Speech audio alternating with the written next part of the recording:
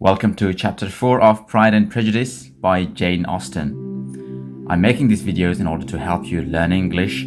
Please subscribe to my channel and do share the videos for your friends who might benefit from the video. When Jane and Elizabeth were alone, the former, who had been cautious in her praise of Mr. Bingley before, expressed to her sister just how very much she admired him. "He is just what a young man ought to be," said she. "Sensible, good-humoured, lively, and I never saw such happy manners. So much ease, with such perfect good breeding." "He is also handsome," replied Elizabeth, "which a young man ought likewise to be, if he possibly can. His character is thereby complete."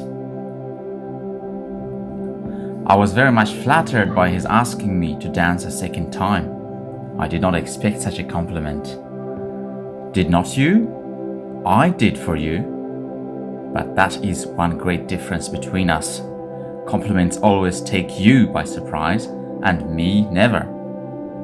What could be more natural than his asking you again? He could not help seeing that you were about 5 times as pretty as every other woman in the room. No thanks to his gallantry for that. Well, he certainly is very agreeable, and I give you leave to like him. You have liked many a stupider person.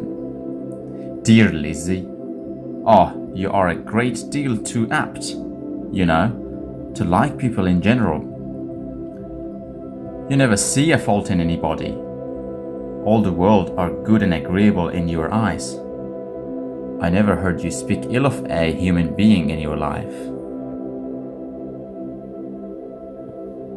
"I would not wish to be hasty in censoring anyone, but I always speak what I think." "I know you do, and it is that which makes you the wonder, with your good sense, to be so honestly blind to the follies and nonsense of others. Affection of candour is common enough. One meets with it everywhere.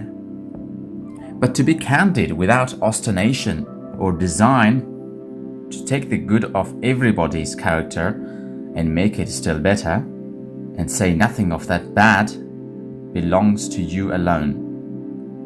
And so you like this man's sisters too, do you? Their manners are not equal to his." "Certainly not at first, but they are very pleasing women when you converse with them. Miss Bingley is to live with her brother and keep his house, and I am much mistaken if we shall not find a very charming neighbour in her." Elizabeth listened in silence, but was not convinced. Their behaviour at the assembly had not been calculated to please in general, and with more quickness of observation and less pliancy of temper than her sister, and with a judgment too unassailed by any attention to herself, she was very little disposed to approve them.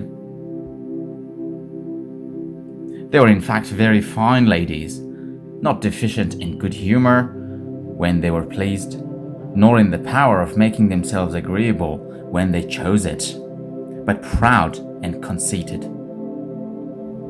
They were rather handsome, had been educated in one of the first private seminaries in town, had a fortune of £20,000, were in the habit of spending more than they ought, and of associating with people of rank, and were therefore in every respect entitled to think well of themselves, and meanly of others.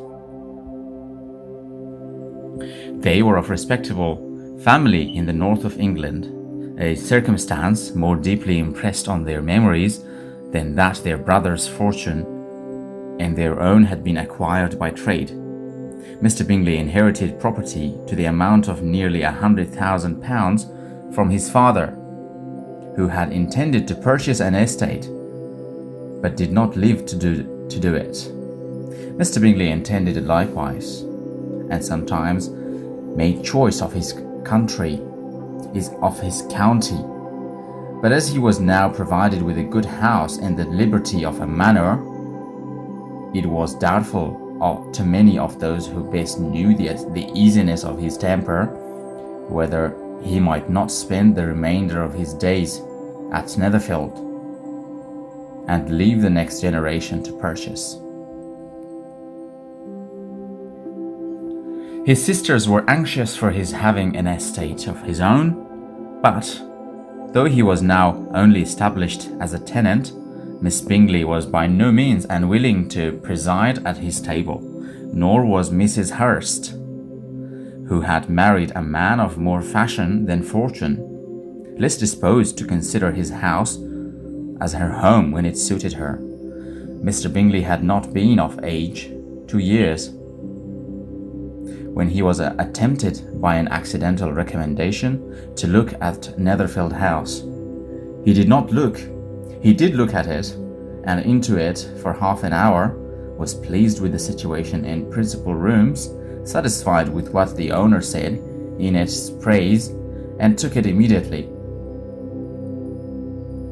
Between him and Darcy there was a very steady friendship, in spite of great opposition of character. Bingley was endeared to Darcy by the easiness, openness, and ductility of his temper, though the disposition could offer the greater contrast to his own, and though with his own he never appeared dissatisfied. On the strength of Darcy's regard, Bingley had the firmest reliance, and of his judgment the highest opinion. In understanding, Darcy was the superior. Bingley was by no means deficient, but Darcy was clever. He was at the same time haughtily reserved and fastidious, and his manners, though well-bred, were not inviting. In that respect, his friend had greatly an advantage. Bingley was sure of being liked wherever he appeared. Darcy was continually giving offence. The manner in which they spoke of the Meryton assembly was sufficiently characteristic. Bingley had never met with more pleasant people or prettier girls in his life. Everybody had been most kind and attentive to him. There had been no formality, no stiffness. He had soon felt acquainted with all the room. And as to Miss Bennet, he could not conceive an angel more beautiful.